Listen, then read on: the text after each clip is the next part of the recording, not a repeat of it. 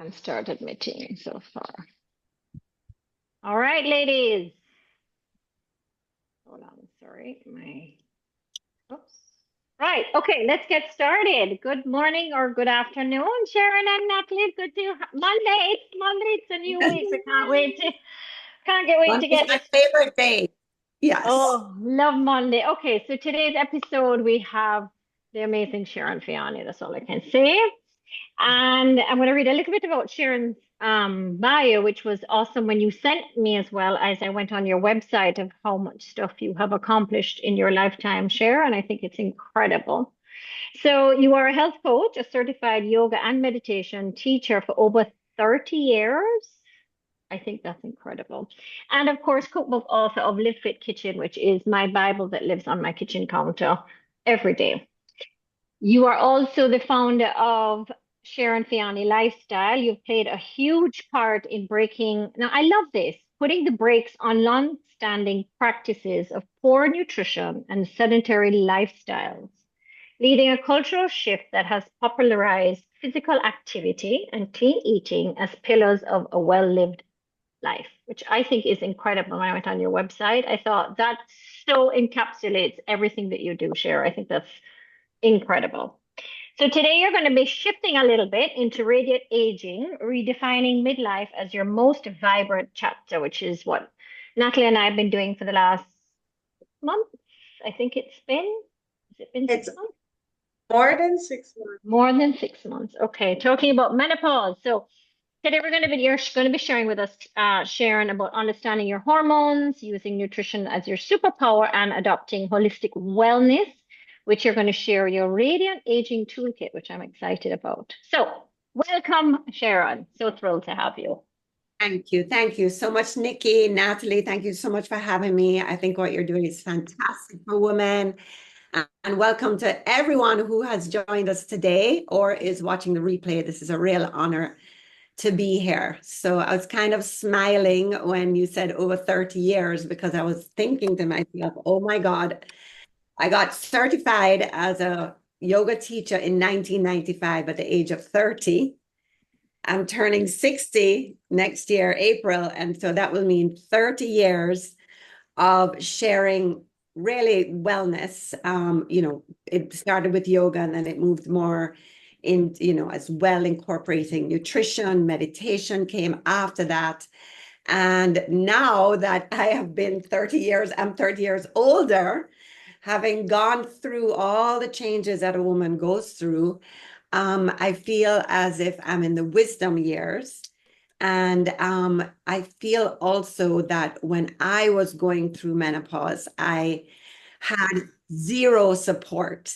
So there was zero talking about it. So, at a certain age, your mom calls you into a room and talks to you about the birds and the bees, right? Why does your mom at a certain age, like after the kids are, born and, you're turning into your 40s, why doesn't your mom have another little talk with you in the room if she doesn't want to talk publicly and tell you, hey, you're about to go through another Smart major. class is just 6:30. Yep. Well, no, what they didn't talk about it, Cher. That was the thing. That But generation never our talked. generation, our parents, the generation before that didn't talk about it. But I for sure know that this generation of women, especially me and my children, and then I see it so much on social media, we're talking about it. So congrats to every woman that's talking about it and every woman that is talking about it and sharing it, not just with her friends, but also her children and her nieces and her sister to come, so it's a real responsibility because it's such a big shift in your life. Absolutely. I love that. Mhm. Thanks. So as we only have what, like 45 minutes with you, we're going to run through a lot of material in here. So let's get started. And on the first thing we want to talk about is understanding your hormones. So you had shared with us something about an insider's guide to perimenopause and beyond for from a 60-year-old. So let us go with demystifying your hormonal shifts. What really is happening in the body? So I ask you, what is really happening in our bodies right now? So I just want to preface this, I'm not a doctor. I'm definitely not a gynecologist.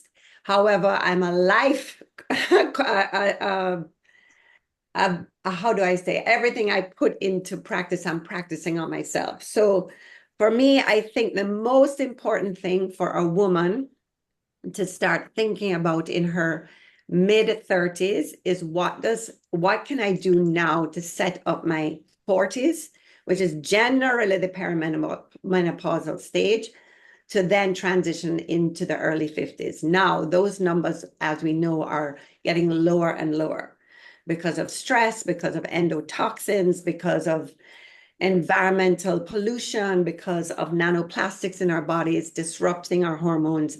More and more women are starting earlier menopause. But generally, a woman in her 20s, go party, have a great time, get a little exercise in, take care of your skin.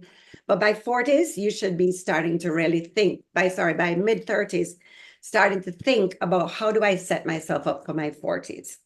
And the first thing that I would do in my 30s is make sure I have an established, we're going to talk about this later and then go into hormones. Okay, let me just stick with the hormones first. Make sure you have established a great relationship with a gynecologist that you trust. Make sure you see your gynecologist every single year because, again, pap smears, ovarian cancer is starting earlier and earlier. When you hit your 40s, or if you're in your late 30s and start to feel changes in your body, the first thing that you want to do is have a proper hormonal panel done. Now, Natalie will tell you there's something called a Dutch test, which goes above and beyond just checking your estrogen levels, your progesterone, and your testosterone. This actually tests the master hormone that directs those three hormones and tells you how well that's doing. She is the expert on that. But definitely, as soon as you feel something feels different, could be late 30s, could be just 40s, establish where your hormones are. Find a good doctor that will do that. For my preference, I prefer to work with functional medical doctors or functional medical gynecologists. So I have a functional medical gynecologist, meaning she is more inclined to work with you using both East and West practices. She's definitely an advocate for hormone replacement, but in a bioidentical way where we're not using the old school manufactured in a lab estrogen, progesterone, and testosterone. They are actually made from natural things. So my first thing with hormones is get your levels done and keep testing your levels every single year. Keep a file, have a benchmark. When your doctor will know, when you will know when then your periods start changing. And, sometimes what happened to me in my early 40s is I was bleeding a lot. It was the opposite. It wasn't that I was stopping my periods. I was really bleeding a lot. So my iron went down. And I wasn't even aware of it. You understand? Because I'm speaking to you of things I wish I'd done. Once you find out that if you do find out that you're perimenopausal, then it's really time to stop and take action and take an evaluation of your life and see how you can support yourself for the onslaught or oncoming of full menopause. Okay, I did nothing of that. First of all, I'll give you a little insider joke. I didn't think that people who practiced yoga and drank green juice every day got menopause. I remember being in my 30s as a yoga teacher, and women would come to my classes in their 50s and they're like sweating buckets, and they just looked so they just look so sad and heavy and like, oh, life is so hard. I'm in menopause. And in my head, behind the scenes, I was saying, Lord, if she could just clean up her diet a little bit and meditate a bit more and do some more yoga, she'd be fine. Until for me, the height of my career, when I was doing my cookbook and taking my detox program online and going around doing my retreats and having young kids at school, the height of my career was when I was in the height of perimenopause and I had no idea.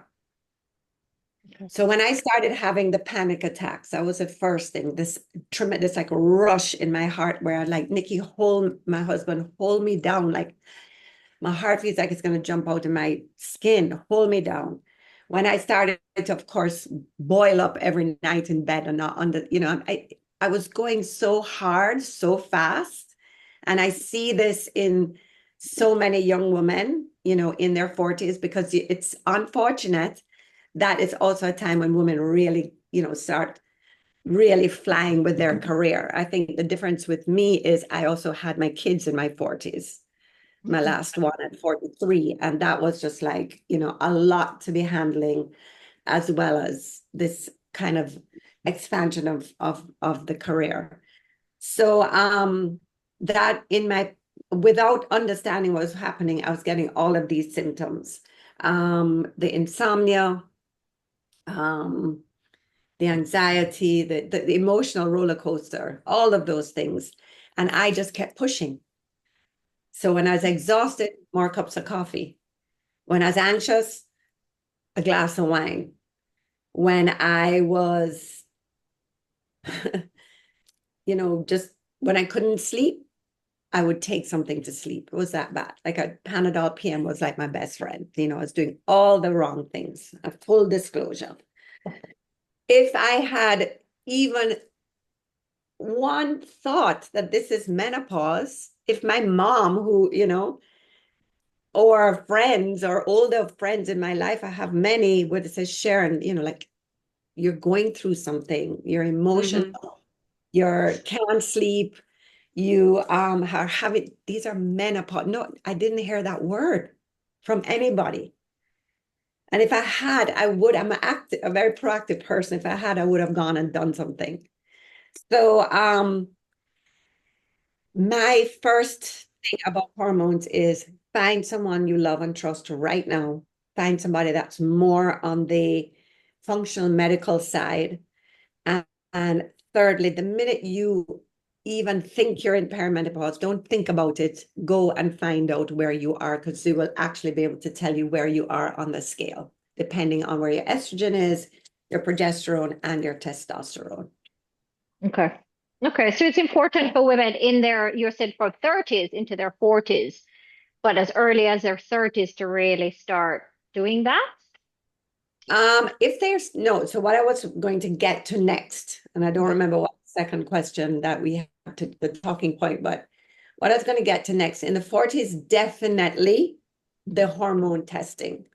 But in your 30s, you want to set yourself up in a few ways. This is mostly your childbearing ages. You are maybe you're having a career as well. There's a lot going on. My number one advice to you is start lifting weights. Right. Okay. Number one advice to you, 30s. Yeah. I never picked up a weight in my life until I was 40 and 3 months pregnant with my son.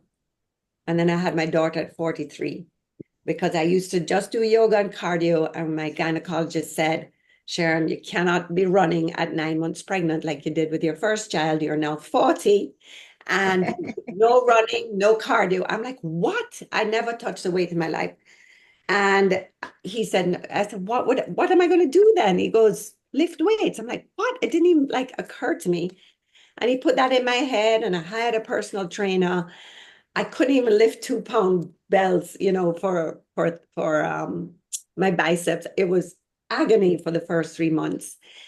But I am so grateful that I started weight training at 40, because when I had that second kid, he just flew out, body went back to normal. Third kid at 43, body went back to normal.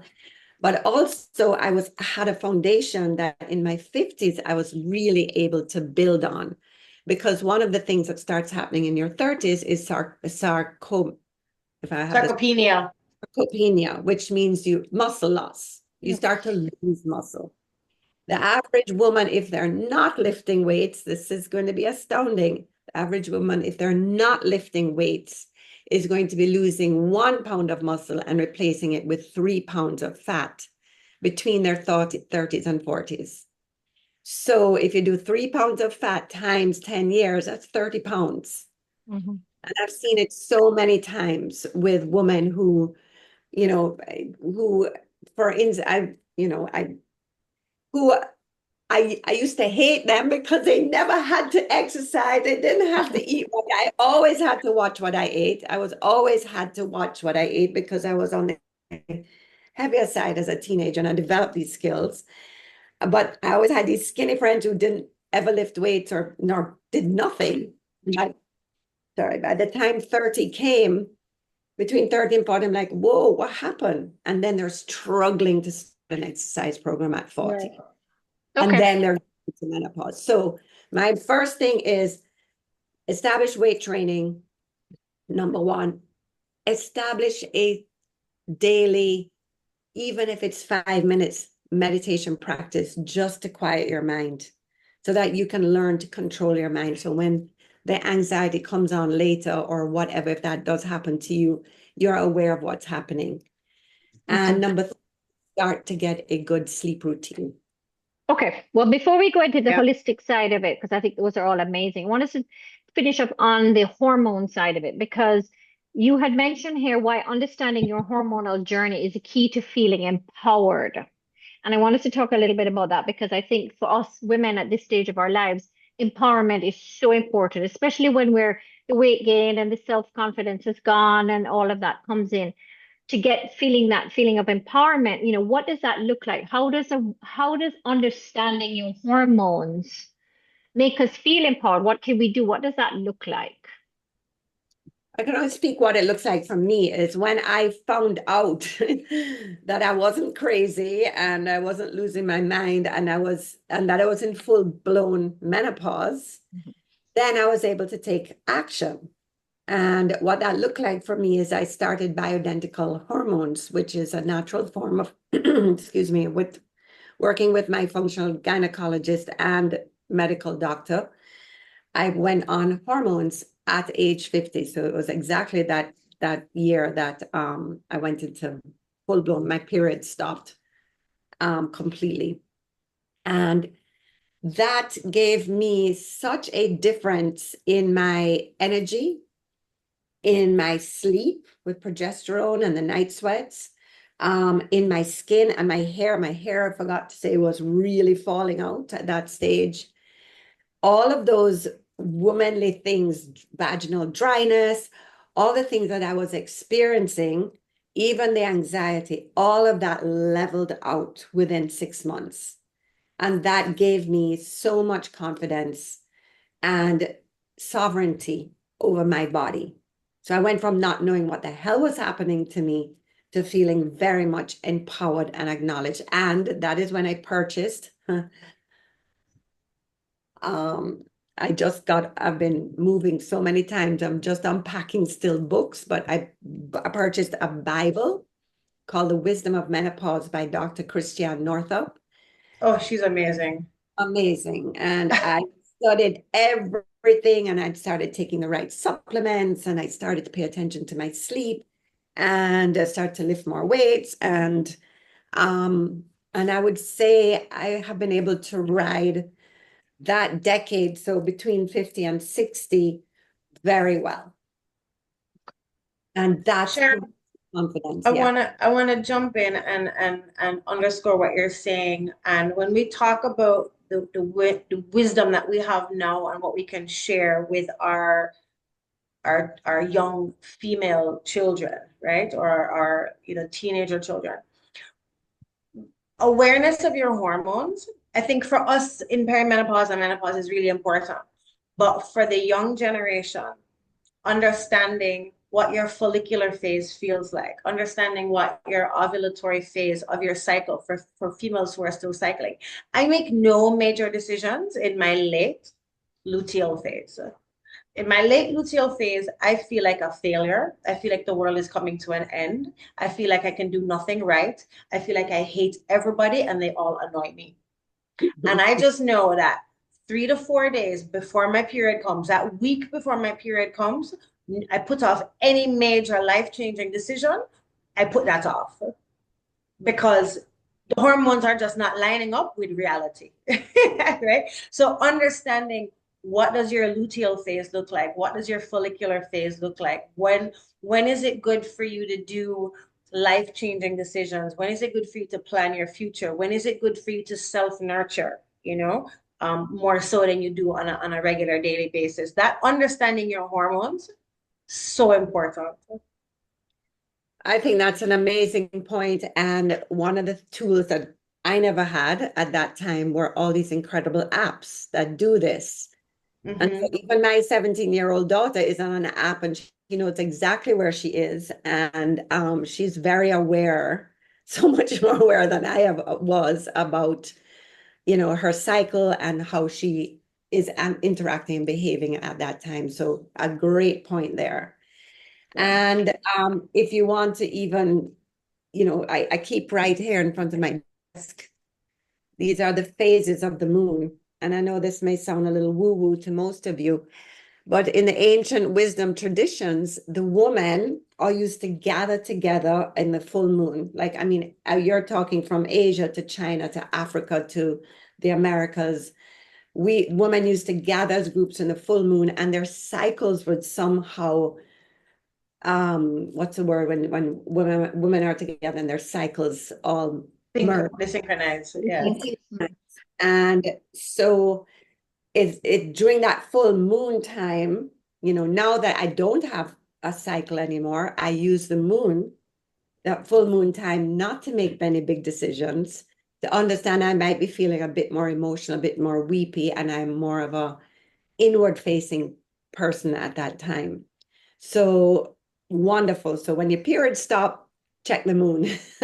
Okay, well, that's good to know because I mean, there are some women, I'm sure watching this that as you don't have a cycle, so they're like, okay, so what do we do? All right, so let's shift on it because I want to utilize all the time we have with you. Let's shift on to nutrition because I think both you and Natalie are amazing at this as your superpower. So we're going to talk about protein, nutrients, and hormonal harmony. I'm still letting people in. Okay, so let's talk about protein. Why is it so important to us now in menopause, and how much should we be consuming, and protein comes in so many different shapes, forms, sizes. What does that look like? So that's such a good question. And again, I wish I had a copy of my cookbook just to show you that. In 2018, I published a cookbook called The Live Fit Kitchen, which is 100 plant-based recipes for living fit, living life, living love. I was mostly plant-based in my 40s. That was the education I had. That was the science I was tuning into, being more vegetarian, with protein being almost like a condiment to a meal, not the main part of the meal. And definitely that has shifted for me, and I wish it had shifted in the 40s and not in my late 50s, because I've had an autoimmune disease for the last 26 years that I have to really pay attention to and keep my stress levels in a certain way. So I'm really concerned about that. So all the science over the last 5 years have pointed, well, I'd say mostly very recently to the last maybe 3 years, is that as we age, protein becomes more and more and more important. Why? Because as we age, as we spoke about, we start losing muscle mass and gaining fat. When we are working out, eating more protein, we're building more muscle. Muscle contains mitochondria, the powerhouse of the cell. The more mitochondria, the more energy and vitality that we have, and hormonal balance to be able to live life with more joy, with more energy, with more passion. So my whole diet shifted 2 years. I think this November is 3 years now, from eating probably chicken or fish maybe 3 times for the week to now every single meal I'm eating at least 20 grams of protein. The average, we should be striving. I know it has made a massive change in my health and my energy. And then there's so many other benefits. You know, everybody was so anti-meat, anti this, anti that. And, you know, I have never been one to define my my diet. I just always said I'm high vitality, and I'm still high vitality. I only eat food that's grown from my organic garden, and I only eat as high quality meats as I can. But 20 grams of protein is not easy to get a day, a meal. I can tell you what I had for breakfast this morning. So for Tell breakfast, us. and most mornings, I know people are going to be like, oh, but I've learned to love certain things that were like so ick for me before. Most mornings are a can of sardines. So bone-in sardines, the one that come in the water, do not use the ones with the soybean oil. They will kill you. Yes. Cooked up with callaloo and a piece of baked bammy for breakfast. Most times I'll have a fried egg on top of that, right? Or I'll have leftover chicken from the last night and make a chicken omelet, chicken veggie omelet with 2 eggs and 1 egg white, or sorry, 1 egg and 2 egg whites. Or I will, you know, have steak and eggs. So my actually when I eat this way, and when I work out first on an empty stomach with some coffee or whatever, then I eat this way, I just feel amazing. And my energy is so, my cognition is so much better. My I'm so satiated. There are certain words I can't pronounce. I'm satiated. Satiated. Satiated. I'm a little dyslexic, so there are certain words that just can't come off. Satiated. And so I'm full.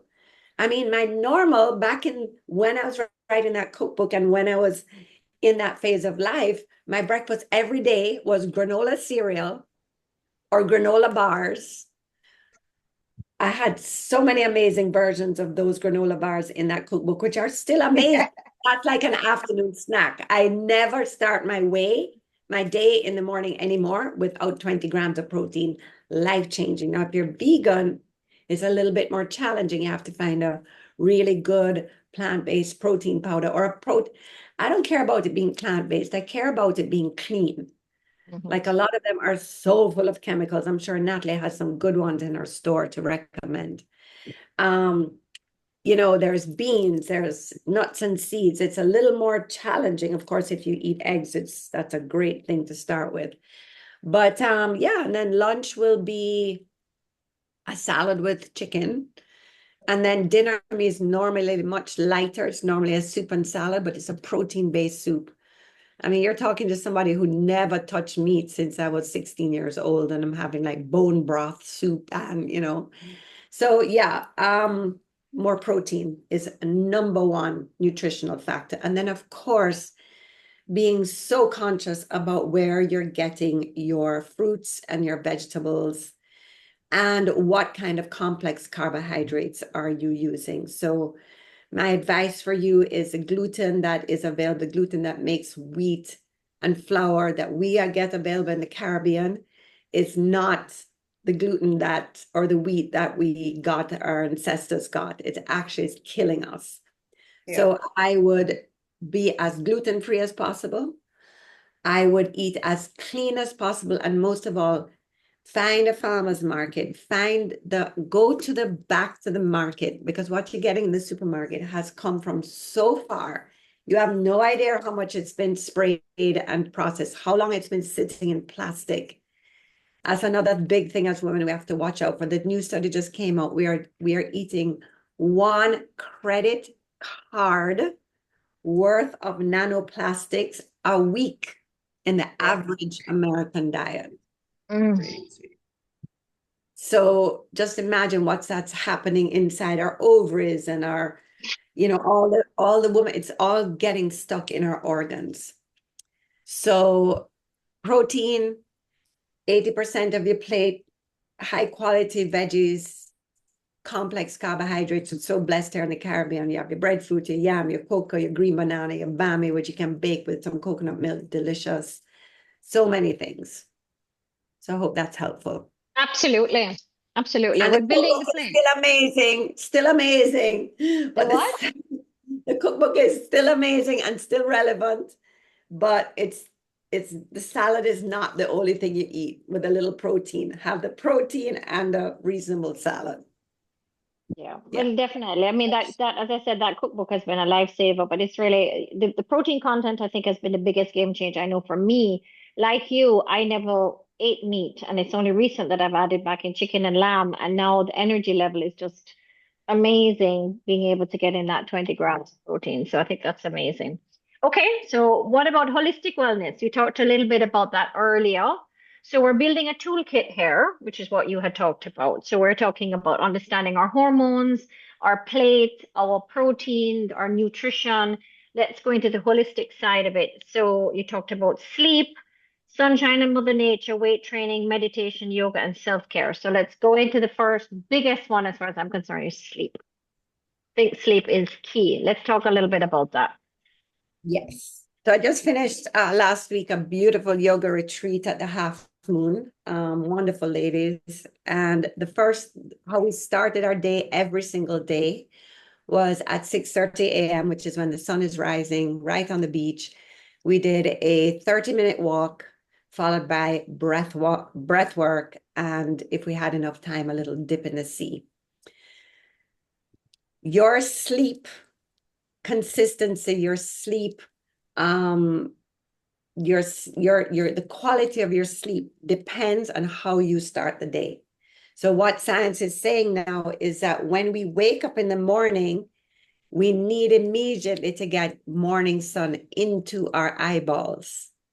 This actually sets up our circadian rhythm so that our hormone melatonin drops, I don't know what the hormones are, can't remember, but the energy hormones rise. The cortisol, yeah. Huh? Waking cortisol is right. Yeah. And then at the nighttime, the melatonin starts to come back into its cycle. So it's like a 12-hour cycle. And when I did my survey with the ladies on that retreat, that was such a game changer because I literally had women in my retreat that they're insomniacs, they don't sleep. And getting up in the morning and doing that walk with facing the sun, no sunglasses, just like doing a sun salutation, facing the sun. I mean, it can be 5 minutes. It doesn't have to be half an hour. We're on a retreat, but it can be 5 minutes. That sets up your day for sleep. So then you go through your day with, a lot more energy and vitality. And then I think the greatest obstacle that we all face in getting proper sleep is our devices. So Yep. I have a strict rule with myself. My sleep hygiene is at 8 o'clock, whatever needs to be done at the phone. I have 3 children in 3 different places. I speak to everybody. I check my, chats, whatever I need to address. At 8 o'clock, this is turned off so that my brain is turned off. My alarm is set for the next morning. And I use that between 8 and 10 o'clock period to either read, watch a show, do something, catch up on something else, chat to my husband, but that has set up a sleep routine. So, and then the other thing is waking up consistently at the same time. So I generally try to wake up at 6 and go to sleep at 10. But the main thing I want to share there is your sleep, the quality of your sleep depends on your waking up. So that's one thing I want to share. We spoke about the weight training. We spoke about the nutrition.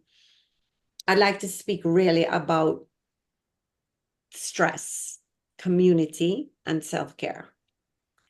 So the life that we are living right now is not the life our parents lived. No, absolutely not.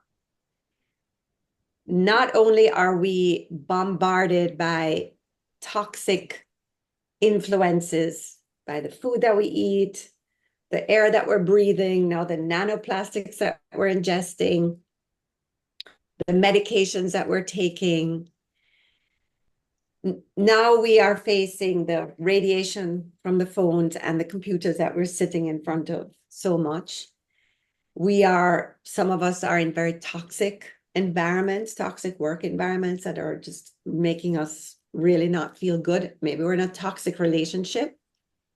The number one thing, this study just came out too. I have a podcaster that I listen to. You probably do too, all the time. Drew, his last name is Proudt, I think. He is phenomenal. And he just put out his latest podcast is that being in a toxic marriage actually decreases your level of longevity. Yeah. Sad. So, sometimes you have to make these hard decisions, right? So definitely being conscious of who you're spending the most time with. They say that we are the sum total of the 5 people that we spend the most time with. And it could even be as simple as there's a toxic person working in your business or in your home that is aggravating the shit out of you every day, and you're so afraid to let them go that you hang on and go through that, even though it is raising your blood level, your boiling point every single day. So being in as best as possible, a toxic free life. Now, we can't be toxic free. We can be low toxic because the world is so toxic right now. It is incredible. But the less time that we spend on social media, the less time we spend in the news, the less time we allow ourselves to spend with toxic people, which is we cannot avoid them. Sometimes you can't walk away from family members, but you can create this aura of, and we did that exercise yesterday, Natalie, of clearing our energy field and strengthening it so that we're not getting those toxins and absorbing them, which then just turn into acid in your body, which turns into inflammation. So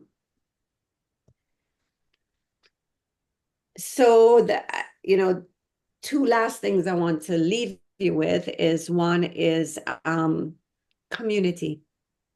And I think you guys have done a great job here creating this community of women around menopause, and I really want to congratulate you. Find your tribe, and Absolutely. your vibe attracts your tribe. So I'm very, very lucky that I teach yoga once a week, and I get to hang out with people who love what I do and do what I love, and it's part of their life and it's part of our life, and it's just a thing, and it's a consistent meeting with these people every week. And they may not be, we don't go out for dinner, but we meet each other and we're so open and vulnerable and honest and share, and it's just like been life-changing for me, for anybody. So community is vital. Sorry, turn it off. Community is vital for your well-being at this time as you're in this phase, because life can get a little lonely. We've come into this, since COVID, we've kind of life has changed. We are in an AI revolution where life is changing so fast. It is so vital that we find real humans to touch, to feel. Yesterday we did, Nikki, at the my yoga thing, Natalie, I don't know if she told you, but we did a little dance, and then we did everybody partnered with somebody and did the beauty I see in you. Oh, you did that. I love that. And there were so many tears, and these are people who don't know each other telling each other the beauty that they see in them. And there were, I think you cried, Natalie.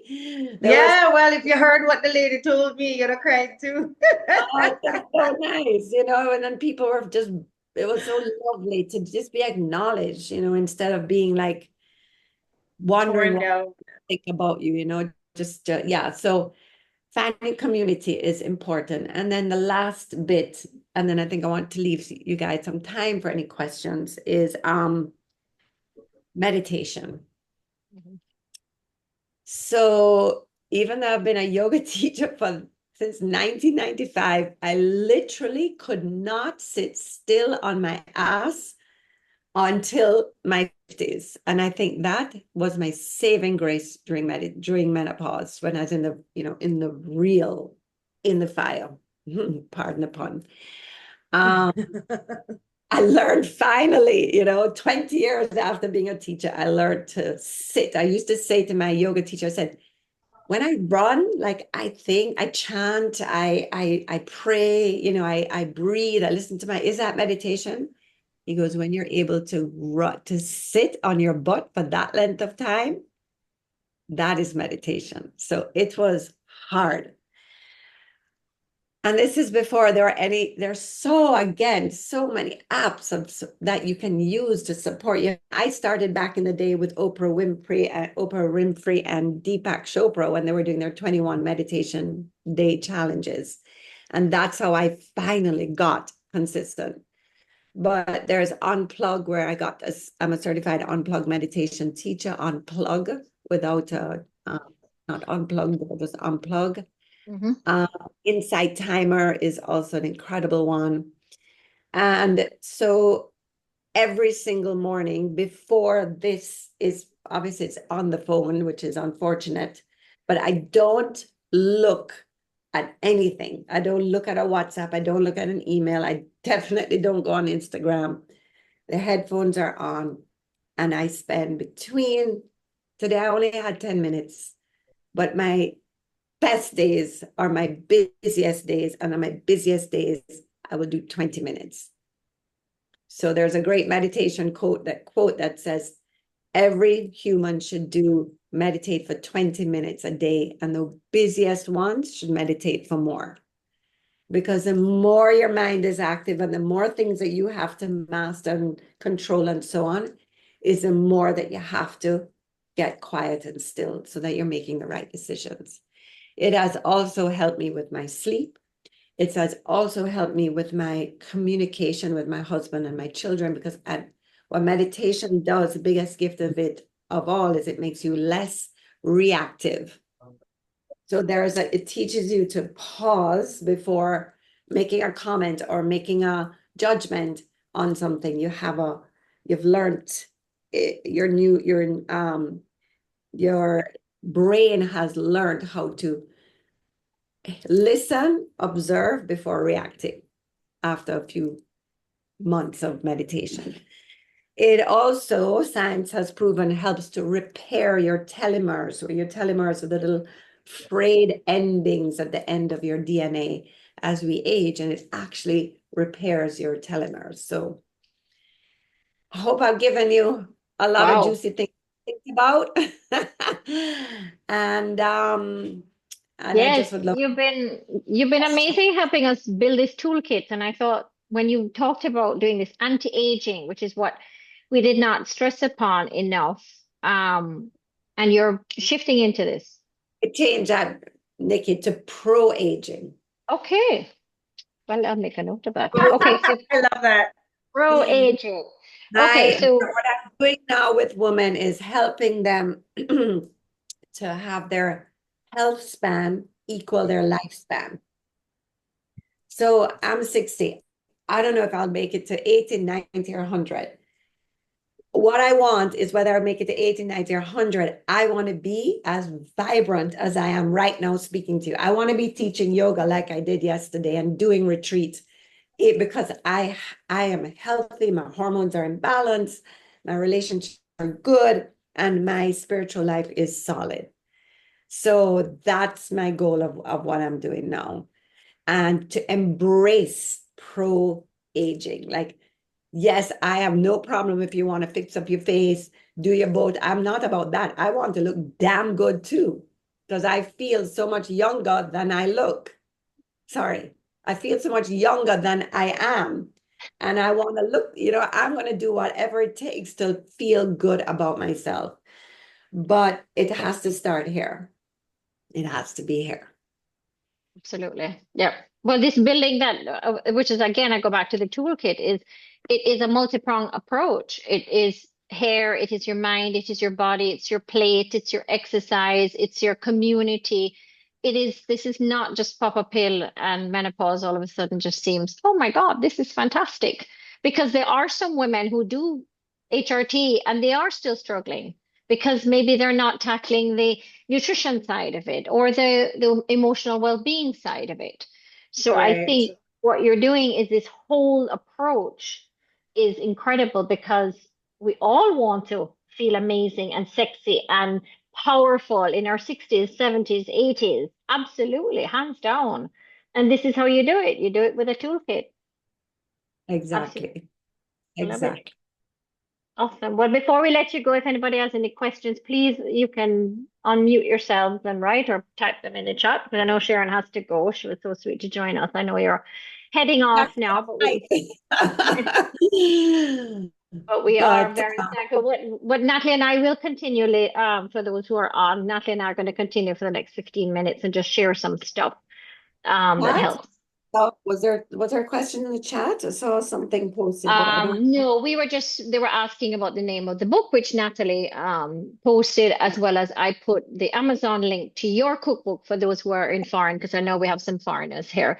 But of course, it's available here in Jamaica. Where is it in Jamaica? Most is Craft Cottage, It is it? is at Craft Cottage and it's at local, Gary Clark's place. Oh, yes, Look, yes, yes, yes. and it's at Fontana Pharmacy in Barbican as well. Okay, so it's Or local if as you want to reach out to me for a signed copy, Nikki can give you my yeah, info. I would yeah, just love, definitely. my only ask is I would love if you want more information. I have 2 retreats every year. One in May, one in October. Both of these retreats are going to be based on this philosophy and the tools of radiant aging. And then I teach, if you're in Kingston, I teach yoga every Wednesday night at 5:30 p.m. in Jacks Hill. And do follow me on Instagram. Just send me a message and say, hey, I was there at Sharon Feanny, so I can just say hello to you and thank you personally for being here. And Nikki Absolutely. and Well, Natalie, so much for having me. I'm so honored and I love what you're doing and keep up the amazing work. well, we're thrilled to have you. Definitely in the email that I sent out, Share, we put all of that information. We'll put your contact, your Instagram, and what you can do is just send me some information on those 2 retreats for 2025, so I can just pop that in there if anybody wants to reach out and get that linked in from now. That would be awesome. As soon as they're solidified, I will let you know. Absolutely. Thanks, Cher. We'll let you go to catch your flight. Nat and I Yes, will stay on, but thank you so much for sharing that beautiful wisdom of yours, as always. my pleasure. Thank you Yes, all. thanks, Sharon. All Thanks, right, Nick. Nat. Yo, yo, yo. No, so I think that was amazing. I love that whole, as I said, the multi-pronged approach of this Mm-hmm. toolkit. And I love the idea that she talked about a toolkit because truly, if you sit and think about it, that's exactly what it is. I mean, when we Yeah. laugh at our men in our lives that have all of these toolkits and cupboards full of tools, there is something in there that can tackle every problem that a house or a car or whatever. So if you think about that Yeah. with our bodies, if we have a toolkit and there's something that isn't peak performance, it's shut down, it needs a little fine tuning or servicing, having these things that Sharon has spoken about, I think is what I just love that. I love the analogy of the toolkit. I really do. Yeah. Because nothing works in isolation. And this is the thing about anything to do with our health and wellness. We have to have the foundation right. We have to have the protein, the sleep, the water, the stress management, the mobility. These are sort of like non-negotiable baseline things that I'm hoping by now the ladies that have been here over and over and over, because I do see some familiar names in the group. I'm hoping these ladies are understanding that we have to get these fundamental foundations in place. And if you want to know what's the best diet for your cholesterol, it's that. What's the best diet for your sugar, your blood sugar management, it's that. What's the best anti-cancer diet, it's that, so this is what Sharon was talking about, is foundation, you know. Absolutely. Absolutely. And I mean, we talk about the physical side of it because a lot of it is we focus on, we need to add more protein, we need to do our weight training, we need to exercise and walk and nature. But I think there's a part of it that is very, very important is the emotional well-being of it as well. Because we can be working out and doing all these things. There's that emotional side or that internal side isn't, addressed, then it doesn't, we can be exercising all day long and it's not changing what we want to change. So Things Yeah. like what I teach is things like choosing a different thought, because we know that our thoughts create our reality. That's Yeah. that's the bottom line. And as much as easy as it to say, oh well, change your thought. When we change our thoughts, our reality will change. And then if you take it a step further, the stories that we have created for ourselves, going from a child, coming up, we'll never ever get what we want, or we'll never be a good mother or wife. When we need to shift that, because what ends up happening is we create an identity around that. Yeah. So if we address those things of releasing those stories that we have told ourselves and changing our thoughts, it's all part of the toolbox. But I mean, Absolutely. Sharon talked about Absolutely. journaling and meditation and the support and the community, but really going for what you want, but just having that support for able to do that in our menopausal years. So this is where we're the most powerful, believe it or Yeah. not. This Yeah. is where we are the most powerful. Most powerful. When you talk about changing your thought, one of my mentors told me a long time ago, if you were listening to a radio station and there were songs repeatedly playing on that station that you didn't like, you change the station. Why are you not changing your station? So finding a way to control inner state is so important. And when we talk about journaling, journaling on a whole is great, but sometimes specific journaling is so important. Like, I think one of the things that women feel a lot at this time of life is overwhelm. The more women I talk to in this community, overwhelm is a word that comes up. So when you have that overwhelm, get out that pen and paper and brain dump. What are all the things that are making you uncomfortable right now in your work, in your home, in your relationships? Write it down and then start to group them together and say, okay, what's the common theme here and how do I address and tackle these things? Because if overwhelm swirls around in your headspace, it gathers momentum and it gets bigger and more, and the overwhelm increases. Whereas if you get it on paper, you can start to create action towards reducing that overwhelm and creating clarity. And action is very powerful. If you're sitting at home thinking about all the things you have to do, you're going to get overwhelmed. When you get out there and you start doing some of the things that you have to do in a logical manner, you start to feel better. Action makes you feel better as well. So these are some really very real things that we can start doing that Absolutely. can Well, we all know help. that action creates change. That's the bottom line. Yeah. Action creates change. We can have all the greatest intentions of, opening a salon or taking that trip or whatever, but unless you take those steps in there at this stage of our lives to make that change, take the action creates Yes. the change. It Yes. just stays exactly there. I mean, a lot of the thing, also what I think women in this stage of their life is there's a lot of self-criticism, Yes. because when the weight comes on and the skin changes and the hair changes, and we've talked about this in past episodes of, Yes. identifying the areas of our life that we are being so self-critical and really Yeah. getting into it and deciding what is it that is in my control that I can change? What is Yep. it that I'm just going to let go and say, guess what? It is what it is. It is what it is. Yes, and accept it. It is, and to accept it, because this is part of your journey. What you feel can't change, and feeling guilty. What do women, we carry an exorbitant amount of guilt, Yep. and that is going to prey on your health. It is going to weaken us. It is going to make us feel that we're not capable of doing anything at our most powerful stage of our lives in menopause, because Yep. we carry this guilt around. Yep. Who would And we these be emotions, without it? Who would we be yeah. without guilt?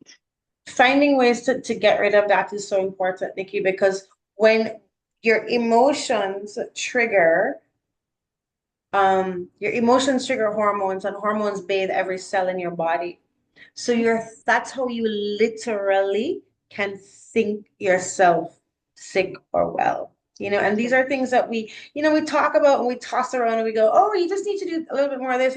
But how do you realistically get these things into your space? How do you realistically learn to meditate? You know, you've been hearing people say forever you need to meditate. Well, how do you do it? You know, and that's why I love that Sharon showed some of those apps, you Yeah. know, getting into them. There's something that I love, and it doesn't even require an app download. It's fragrantheart.com.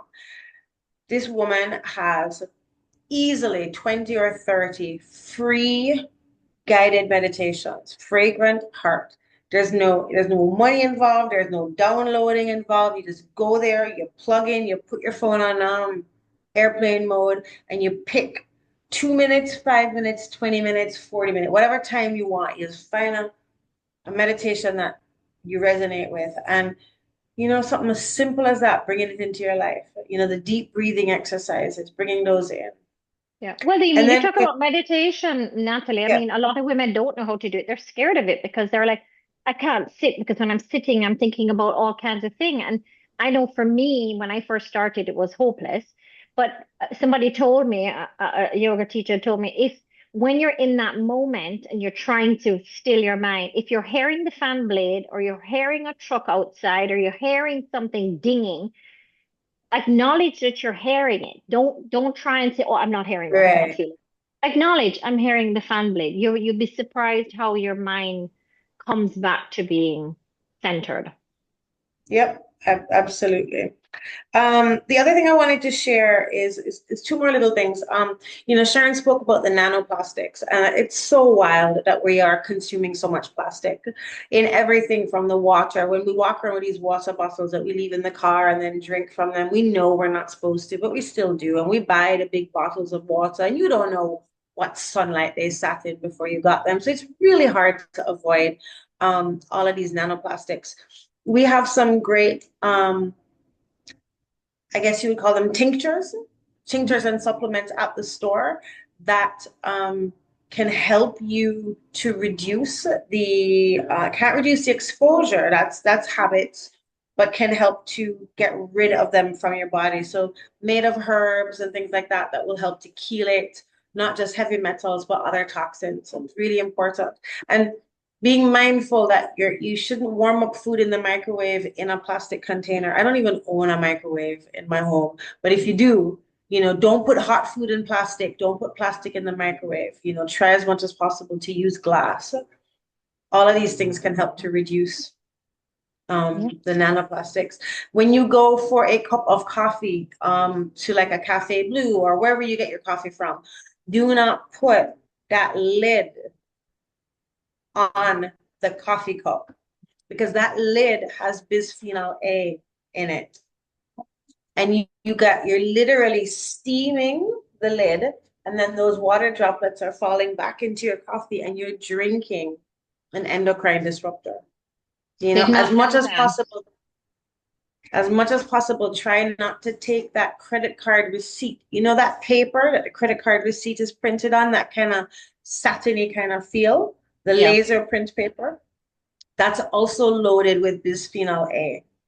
So I tell the people at the thing there, I'll take my store receipt. I don't want the credit card receipt. But when you touch that, you know, your skin is a major organ of absorption. So when you hold on to that credit card receipt for long, you're absorbing the bisphenol A. That's another endocrine disruptor, right? Merciful. Endocrine hormone. Yeah. Merciful. But you Yeah. see, as you said, it's all the little things. If we're aware of them, then we can do it. But before we close off, Nat, tell us a little bit about the Dutch test that you offer, because I think that would be so key right now, that the fact that you offer that in Jamaica for the women who are here, a It's Dutch test. I think why. it's amazing. Tell us about that It's before we close. It's wild. So there's a Dutch Complete and there's a Dutch Plus and then there's a bunch of little tests that make up the Dutch. So Dutch is actually an acronym. It stands for Dried Urine Test for Comprehensive Hormones. So we're looking at all the hormones and their metabolites, right? So we're not just looking at progesterone and estrogen. We're looking at estrone, estradiol, all of the components of and what they convert into. It's not just for women, it's also for men. So we're looking at testosterone, looking at stress hormones, you know. So we really and truly, what should be happening is that if someone is interested in testing, I should have a conversation with them in advance to make a determination about which test would be good for them. You know, if it's just that sleep is your issue, then maybe we can just do the stress response test, you know, which is less expensive. The tests range in cost from like $300 and go all the way up to 700 if you want a complete cycle map. And that a complete cycle map is great for people who don't have a regular cycle and maybe even are in that age of still trying to get pregnant and you want to know, when am I ovulating, when is my follicular phase, when is my, you know, so the cycle map is a 30-day test that's literally going to map out where you are in your cycle. But for us that are looking about, you know, is it menopause, is it perimenopause, what's really going on with me, you're looking at either 500 to 650 depending on the test that we decide we need to do. And it's going to be driven by your personal situation and what your symptoms are, you know. Okay, so and you recommend people, is this something they do once a year or once they do it, I mean, how often would you say? That's a great question. So we do the big complete test once. Then we will make the dietary, the lifestyle, the supplements. If you decide to do HRT stuff, um, those you'll start to do, and then we can do the mini test that specifically looks at the symptoms that you were having. For example, we may do the Dutch complete, and then because your major thing was I'm not sleeping or I'm always stressed out. We make the lifestyle and the dietary and the supplement adjustments, and then we could repeat the specific CAR test, which is your cortisol awakening response test, which is looking at your melatonin and your cortisol. So we don't have to do the big test again, not for a little while. Okay. Yes, I will share the information. Actually, Anne Marie, I'll give the info to Nikki, who could Yeah. send it out. Yeah, man, I'll put it in the email. Absolutely, because I think this is so important. The fact that you offer it here, I think is amazing, Nats. Because Yeah, again, this is all part of the toolbox that we're talking about, is that for yeah, everything that is happening to our bodies, there is a solution. There is. yeah, yeah, Nobody should ever feel, no woman or man, because men go through andropause, should ever feel that there's nothing that can be done about how they're yeah, feeling, what they look like, yeah, what they're experiencing. I'm sorry, I yeah. think that there's a tool for everything. And Nikki, I just want to pick up on that. You know, it's important that we, oh gosh, my computer's going to die in a second. But if the men in our life are depressed, if the men in our life are acting differently to how we are accustomed to them acting, it could be low testosterone. And that's it's a really touchy subject for men because the first thing they're going to say is, I can get an erection, no problem. It's not about your erections, friend. It's not about that, right? And we can do Dutch testing is not just for women. We can do a Dutch test. We can see where they are, and we can take it off of you're not functioning as a man. And we can literally say, this little part of you needs some support, and let's address that. And then we're going to see the men being a little bit more confident and not fake confident with ego and kind of Yeah. drama that comes in with the male midlife crisis, you know? Yeah. So with love in our hearts, we can start to help the men in our life a little bit more to get through this weird place for them as well. Absolutely. And I love that. And guess what? That's what we're going to be working on next year. We're going to bring our men into our circle. We are happening. Anyway, ladies and gent, because I know we have one on, thank you so much for joining us. And I'm so glad that we got to talk about this toolkit. And I'm excited. I'm excited to do this. All right. I'm going to Beautiful. set out the Thank you. replay for everybody. All righty. Thanks, Nikki. Bye, everyone. Thanks for joining. Thanks for joining.